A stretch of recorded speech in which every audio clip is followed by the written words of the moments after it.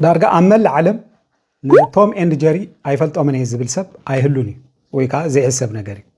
بفلا يكا كارتون فيلم نار از عابية محبرة سب ويكا ولدو برجت كفلتو مين لومي نسنتنا كابتي تتصبينا زرعنا يوم زنا قعنا دس حقنا نايتوم اند جيري حبو مستر ويدما اتزيت نجر تاريخه من غري فيلم توم اند جيري انت عانت مستر يزلو نزا فيديو زي اكس عمود داتا ندحر تخاتاتيلكم كتفلتوا يوم نشانل لحدش تزغونكم سبسكرايب كم دما نزا فيديو لايك بمقبار جمرو قطتا نابت تاريخ توم اند جيري كابتوم ازيم زصنحو فلوطاتن ناي كارتون فيلمታት ሓደ እዩ ኣብ 1940 ዝተጀመረ ኸውን ከሎ ኣብ 2014 ድማ ወዲዩ ልዕሊ 164 ክፋላት ተዳልዮምን ተራእዮምን ካብዚኦም ድማ 35 ክፋላት ዝኾኑ ብዝተፈላለየ ምክንያት ተሰሪዞም ወይ ድማ ኣብ ዝተፈላለዩ ሃገራት ከይራኣዩ ተኣጊዶም ምክንያቱ ድማ ዝተፈላለየ ምፍሳስ ደም ንህፃናት ዘይበቕዑ ዘይእመኑ ነገራት ስለ ዝነበረ እዩ ብዛዕባ እዚ ኩነታት ቁሩብ ፅንሕ ኢለ ክምለሱ እየ ካብኡ ንላዕሊ ግን ኣዝዩ ዘገርምን ዘይትፅበይዎ ናይ ቶም ኤንድ ጀሪ ኣመፃፅኣ ክርኢና ቶም ኤንድ ጀሪ ንመጀመርያ ግዜ ኣብ ሲነማ ዝተረኣየ ፊልሞም ፑስ ጌትስ ዘ ቡትስ ዝብል ስያመ ተዋሂብዎ ነበረ ውሕዳት ሰባት እዮም ነቲ ናይ መጀመርታ ፊልም ቶም ኤንድ ጀሪ ኣብ ሲነማ ኣትዮም ዝተዓዘብዎ ድሕሪኡ ግን ነዊሕ ክስጉም ኣይከኣለን ምክንያቱ ዝረኣይዎ ሰባት ኮሜዲ ብመልክዕ ካርቱን ክስራሕ ኣይፈተውዎን ደስ ኣይበሎምን ኣብቲ ናይ መጀመርያ ክረኣይ ከሎ ፊልሞም ቶም ኤንድ ጀሪ ካሊእ ነይሩ ሽሞም ጃስፐር ኤንድ ጂንክስ በሃሉ ነይሮም ጃስፐር ማለት ቶም እዩ ጂንክስ ድማ ጀሪ ነይሩ ከምቲ ኣቐዲመ ዝነገርኩኹም ኣብ ላዕሊ እቲ ናይ መጀመርያ ክፋል ኣብ ሲነማ ዝተረኣየ ስርሖም ዕውት ኣይነበረን ድሕሪኡ ነዚ ኩነታት ዝተዓዘበ ሓደ ኣዳላዊ ነቲ ናይቲ ፊልም ጃስፐር ኤንድ ጂንክስ ዝተባሃለ ናይ ቶም ኤንድ ጀሪ ፊልም ሓሳብ ዓዲጉ ናብ ናይ ገዛእ ርእሱ ሓሳብ ከምኡውን ናብ ኣኒሜሽን ምስ ቀየሮ ቶም ኤንድ ጀሪ ኢሉ ሽም ሃቦ ምክንያቱ ቶም ኤንድ ጀሪ ማለት ንኩላትና ቀሊልን ሰሓብን ስም ስለ ዝኾነ እዩ ነገር ግን እዚ ኣዳላዊ ቶም ኤንድ ጀሪ ኢሉ ሽም ዝሃቦም ካብ ባዶ ተላዒሉ ኣይነበረን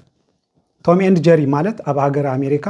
ናይ ሓደ መስተ ሽም እዩ መስተ ክብለኩም ከለኹ ኣልኮላዊ መስተ ማለት እዩ ብተወሳኺ ኣዝዩ ዘገርም ነገር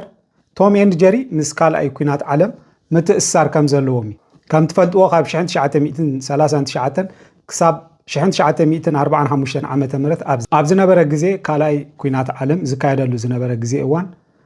በቲ እዋን እቲ ዝቐርቡ ዝነበሩ ናይ ካርቱን ፊልምታት ብሓፈሻ ብዛዕባ ካልኣይ ኩናት ዓለም እዮም ዝስርሑ ነይሮም ኣብ ቶም ኤንድ ጀሪ እውን እዚ ነገር እዚ ተራዩን ተንፀባሪቑ ዝተፈላለዩ ነተጉቲ ከምኡውን ብክሻ ዝተመልኡ ሑፃ ማለት ኣብ ግዜ ውግእ ነብሶም ዝከላኸልሉ ከም ድፋዕ ዘገልግሎም ከምኡ ዝተፈላለዩ ኣፅዋር ውግእን ኣብቲ ፊልም ይረኣዩ ነይሮም ጉዳይ ስም ቶም ኤንድ ጀሪ ከምቲ ቅድሚ ሕጂ ዝገለጽኩልኩም እቲ ኣዳላዊ ካብቲ ኣብ ኣሜሪካ ዝርከብ ናይ ኣልኮላዊ መስተ ሽም ጥራይ ኣይኮነን ነዚ ሽም ኣውፂሉ ብዙሓት ሰባት ከም ዝዛረብዎ እንተኮይኑ ወይ ኣብ ፅሑፍ ከም ዘሎ ኣብ ካልኣይ ኩናት ዓለም ምትእስሳር እውን ኣለዎም ከመይ ገይሩ ምትእስሳር ክህልዎም ይኽእል ምባልኩም ዘይተርፍ እዩ ኣብቲ እዋን እቲ እንግሊዝ ምስ ጀርመን ንሓድሕዶም ይዋግኡ ኣብ ዝነበረሉ እዋን እንግሊዛውያን ንጀርመናውያን ወታደር ወይ ንፀላእቶም ጀሪ እናበሉ ፅውዕዎም ነይሮም ጀርመናውያን ድማ ንእንግሊዛውያን በንፃሩ ቶሚ ወይ ድማ ቶምስ እናበሉ ከምዚ ፅውዕዎም ኣብቲ ታሪክ ተመዝጊቡሎ ዋላ እኳ ንምእማኑ ዘሸግር እንተኾነ እዚ እቲ ሓቂ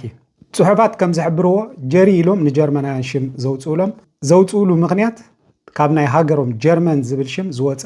ከም ዝኾነ ይሕበር በንፃሩ ጀርመናውያን ንእንግሊዛውያን ቶሚ ዝበልሉ ምክንያት ካብ ቶማስ ዝብል ሽም ከም ዝወፀ እዩ በዚ ምክንያት እዩ ቶም ኤንድ ጀሪ ዝብል ስም ብተወሳኺ ንኻልኣይ ኩናት ዓለም ብፍላይ ድማ ንፅልኢ እንግሊዝን ጀርመንን ገላፂ እዩ እናበሉ ዝገልፅዎ ምክንያቱ ከምቲ ዝፍለጥ ቶም ኤንድ ጀሪ ኣብ ፊልም ከም ፀላእቲ ኮይኖም እዮም ዝሰርሑ ቀፂሉ ድማ ከምቲ ልዕሊ ኢለ ዝበልኩኹም እቲ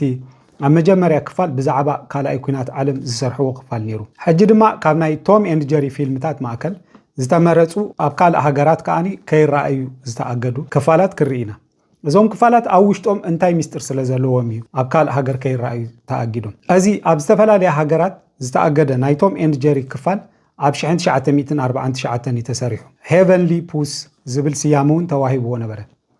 እዚ ፊልም ኣብ ኩለን ሃገራት ኣይኮነን ተኣጊዱ ኮይኑ ግን ከም በዓል ብራዚል እንግሊዝ ካብኡ ብተወሳኺ ኣብ ብዙሓት ካልኦት ሃገራቱን ተኣጊዱ እዩ ዘይተኣገደለን ሃገራቱን ኣለዋ ስለዚ ነዚ ክፋል ናይ ምርኣይ ዕድል ዝገጠመኩም ሰባት ክትህሉ ትኽእሉ እዮም ኣብዚ ክፋል እንታይ እዩ ዝረአ ቶምን ጀሪን ከምቲ ልሙድ ይበኣሱ ሽዑ ቶም ይወድቕ ድንገት ድማ ዓቢ ፒያኖ ኣብ ልዕሊ ይወድቁ ሽዑ ቶም ይመውት ሽዑ ናይቶም ነብሲ በስካላ ንላዕሊ ናብ ሰማይ ትድይብ ኣብ ሰማይ ምስ በፅሐት ኣብ ሓደ ገነት ዝመስል ቦታ እያ ትበፅሕ ካብኡ ኣብቲ ኣፍ ደገ ገነት ከዓ ሓደ ሰብ ይፅበያ ናበይ ክትኣትው ኢሉ ናብ ገነት ኣይተኣትውን ኢሉ ይኽልክላ ምክንያቱ ነዚ ወረቐት ሒዝኪ ኸይድኪ ኣብ ልዕሊ ጀሪ ዝሰራሕኽዮ ሓጢኣትን በደልን ይቕረ ኢለሉየ ዝብል ፌርማ ኣፈሪምኪ ከይመፃኺ ናብ ገነት ኣይተኣትውን ኢሉ እዩ ዝኽልክላ ነዚ ወዲእኺ ክትመፅእ ከዓ ሓንቲ ሰዓት ጥራይ ዘለኪ እንተዘይኮይኑ ግን ኢሉ ሓደ ፊልም እዩ ዝኸፍተላ እዚ ፊልም እዚ ኣዝዩ ዘፍርሕ ገሃነም ዘርኢ ክኸውን ከሎ ኣብ ውሽጡ ሓደ ቀይሕን ቀርኒ ዘለዎ ሰይጣን ዝመስል ፍጡር እዩ ዝርአ ብድሕሪ እዚ ቶም ነቲ ወረቐት ሒዙ ናብ ሓንቲ ሰዓት ናብ ምድሪ ይወርድ ንጀሪ እውን ከእምና ይፍትን ይቕረ ኢለሉየ ኢልኪ ኣብዚ ወረቐት ፈርምሉ ድሕሪ ብዙሕ ፈተነን ለመናን ነቲ ናይ ይቕሬታ ወረቐት ጀሪ ትፍርመሉ ቶም ግን ኣብዚ ሰዓት እዚ ሓደ ሰዓቱ ኣኺልዎ ስለ ዝነበረ ሓንቲ ሰዓት እያ ተዋሂባቶ ነይራ ካብኡ ንላዕሊ ክልምንን ክፅበን ፀኒሑ ስለዚ ምድሪ ትኽፈት እሞ ናብ ሓዊ እዩ ዝድርበ ኣብኡ ከለኹም ሕሰብዎ ቀዲመ ዝነገርኩኹም እታ ፊልም ኣላ ኣብ ውሽጢ እቲ ሓዊ ድማ መን ከም ዝቕበሎ ግልፂ ነገር እዩ ናይ ቶም ኤንድ ጀሪ ፊልም ክስራሕ ከሎ ዕላምኡ ንህፃናት ከምኡውን ኮሜድን ምዝንጋዕን ምስሓቅን ከምኡውን ትምህርቲ ጥራይ እንተዝኸውን ሕማቕ ነገር የብሉን ኮይኑ ግን ክግመት ዘይከኣል ነገር ምክንያቱ ከይዶም ቶም ኤንድ ጀሪ ኣብ መወዳእታ ነብሶም ከጥፍኦ ከለዎ እዮም ዝረኣዩ እዚ ኩነታት ከመይ ኢሉ ክክሰት ክኢሉ ኣዝዩ ዘገርም ነገር እዩ እስኪ ነዚ ክፋል ንርአዮ ኣብዚ ክፋል መጀመርያ ቶም ኤንድ ጀሪ ኣዝዮም ዝፋተዎ መሓዙት እዮም ዝኾኑ ሕሰብዎ ካብ መዓዝ ጀሚሮም እዮም ቶም ኤንድ ጀሪስ መሓዙት ኮይኖም ተራእዮም ዝፈልጡ በዛ መዓልቲ እዚኣ ግን ቶም ኤንድ ጀሪ ንሓድሕዶም ቃል ተኣታትዮም በቃ ከይጠላለሙ ቃል ተኣታትዮም መሓዙት ኮኑ ሓንቲ ኣዝያ ደስ ትብል ድሙ ትሕወሶም ሽዑቶም የፍቅራ ነዛ ድሙ ኣብ ኢዱ ንምእታው ዘይገብሮ ነገር ኣይነበረን ኣቓልቦን ምስሓብ ዝተፈላለዩ ህያባት የምፃላ ነይሩ ንሳ ግን ብዙሕ ደለይቲ ስለ ዝነበርዋ ካብኡ ዝበልፁ ህያባት ዘምፅላ ነበሩ ኣብዛ ሰዓት እዚኣ ቶም ናብ ገዛ ዕምበባ ሒዝላ ኸይድ ኮይኑ ግን ካብኡ ዝበልፅን ዝበዝሕን ዕምበባ ዘምፅላ ሰባት እያ ትረክብ ብድሕሪኡ መኪና ሒዝላ ኸይድ ካብቲ ንሱ ዝህባ መኪና ንላዕሊ ዝበለፀት መኪና ብህያብ ተዋሂባ ትፀንሖ ሽዑቶም ኣብ ዓብይ ናይ ኣእምሮ ፀቕጢኣቱ ጭንቀት ገብረሉ ስለዚ ነብሱ ከጥፍእ ይሓስብ ኣብዛ ሰዓት እዚኣ ነብሱ ከጥፍእ ናበይ ኸይድ ናብ መንገዲ ባቡር ኣብ ማእኸልቲ መንገዲ ባቡር ኮፍ ይብል ምክንያቱ ባቡር ክትመፅእ ከላ ብኡ ክትሓልፍ ሓንሳብ ክትጭፍለቆ እሞ ክገላገል ደልዩ ጀሪ እውን ተመሳሳሊ ኩነታት እዩ ዘጋጥሞ ንሓንቲ የፍቅር ንሳ ድማ ገዲፋቶ ትኸይድ በዚ ግዜ እዚ ንሱን ነብሱ ንምጥፋእ ሓሲቡ ናብቲ ቶም ዝኸዶ መንገዲ ባቡር ይኸዱ ኣብኡ ይራኸቡ በቃ እዚ እቲ ዛንታ ካብዚ እንድሓር እንታይ ከም ዝፍጠር ግልፂ ነገር እዩ ኣብ 1943 ዓ.ም ኣብ ኣሜሪካ ሓደ ናይ ቶም ኤንድ ጀሪ ክፋል ከይረአ ብቕፅበት ይስረዝ ስለምንታይ ተሰሪዙ ህፃናት ኣዝዩ ስለ ዘጨንቕን ስለ ዘፍርሕን እዩ እዚ ክፋል እዚ ከምቲ ኩሉ ግዜ ብፅቡቕ እዩ ዝጅምር ኮይኑ ግን ኣብ ዝተፈላለዩ ክፋላት ንሪኦ ሓደ ሰብ ኣሎ እዚ ሰብ እዚ ኩሉ ግዜ ሓራቕን ጨካንን እዩ ብፍላይ ኣብ ልዕሊቶም ስለዚ ኣብዚ ክፋል እዚ ኣብ ልዕሊቶም ተበሳጭዩ ነበረ ምክንያቱ እዚ ሰብ እዚ ናብ ከባቢ ትካሉ ከይቀርብ ኣጠንቂቕዎ ስለ ዝነበረ ንቶም ቶም ድማ ኣብ ኣፍ ደገ ትካሉ ደቂሱ ፀኒሕዎ ነዚ ምስ ረኣየ እዚ ሰብ ይሓርቕ ንቶም ክቅጥቅጦ ይጅምር ነዚ ኣብ መንጎ እዚ ሰብን ቶምን ዘሎ ግርጭት ጀሪ ተሓቢኡ ይሰምዕ ነይሩ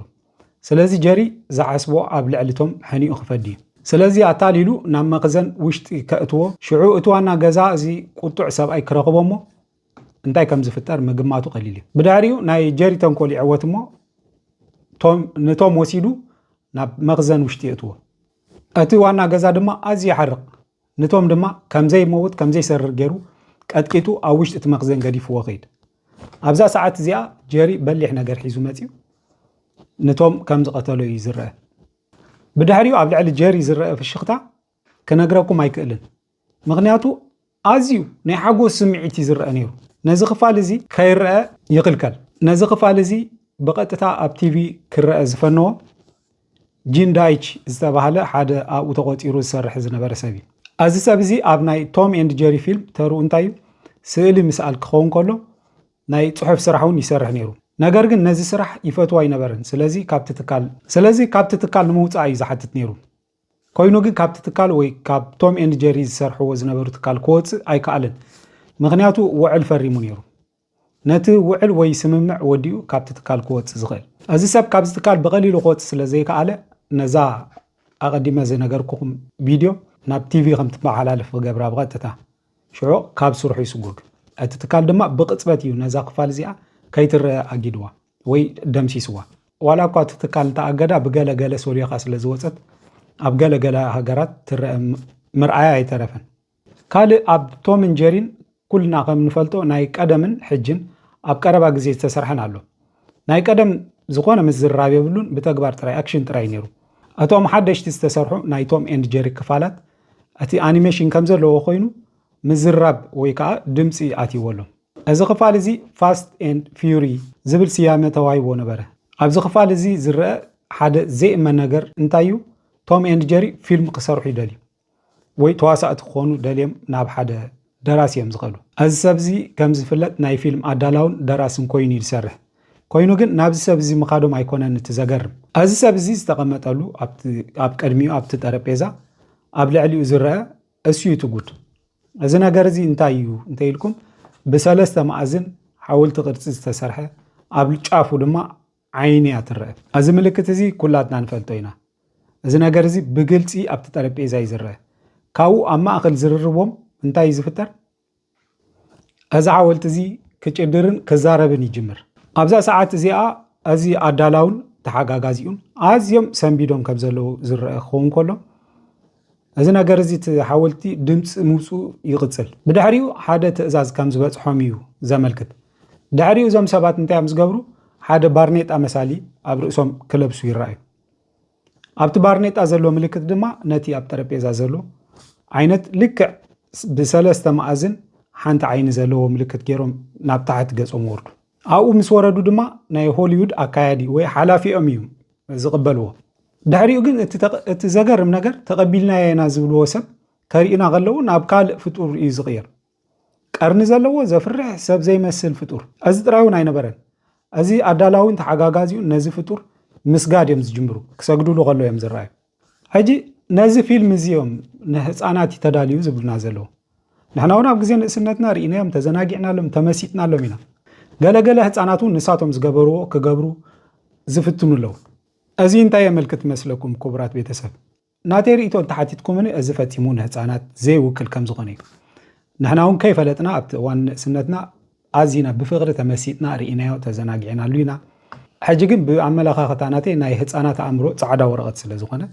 ዝሓዞ ነገር ከዓ ስለ ዘይለቅቕ ካብ ንእስነቶም ጀሚሮም ሓደ ነገር ኣብ ውሽጦም ተቐሪፁ ከምዚ ዓብዮም ዝግበሩ ዘለዉ ኢለ እየ ዝኣምን ርግፀኛ መብዛሕትና ኣብ ፍቕሪ ቶም ጀሪን ወዲቕና ንፊልሞም ብሃንቀውታ ተፀቢና ንኾንና ወይ ተመሲጥናሎም ይሕሊፍና ንኾንና ስለዚ ኣብዚ